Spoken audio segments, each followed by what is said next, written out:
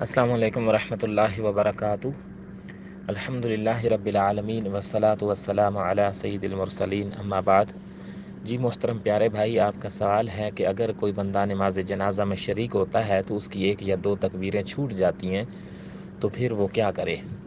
تو میرے بھائی، جس سے نماز جنازہ کی بعض تکبیر چھوٹ گئی ہوں، اس کے متعلق یہ ہے، سنت یہ ہے کہ جس سے جنازہ کی بعض تکبیریں چھوٹ گئیں وہ ان کی قضا کرے، نبی صلی اللہ علیہ وآلہ وسلم کے قول کے عموم کی وجہ سے، کیونکہ آپ صلی اللہ علیہ وآلہ وسلم نے فرمایا کہ جب نماز کھڑی ہو جائے تو اس کی طرف چال پڑو اور سکینت اور وقار لازم پکڑو، جو مل گئی اسے پڑھو اور جو چھوٹ گئی اس کی قضا کرو۔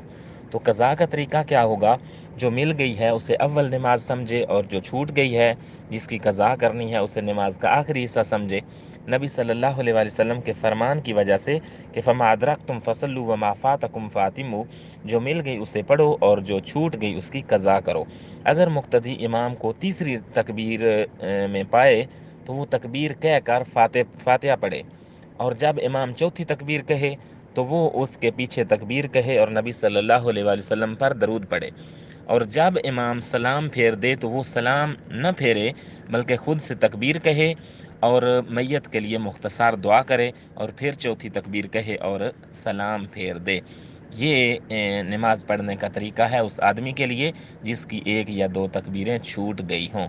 واللہ اعلم بالصواب۔ السلام علیکم ورحمۃ اللہ۔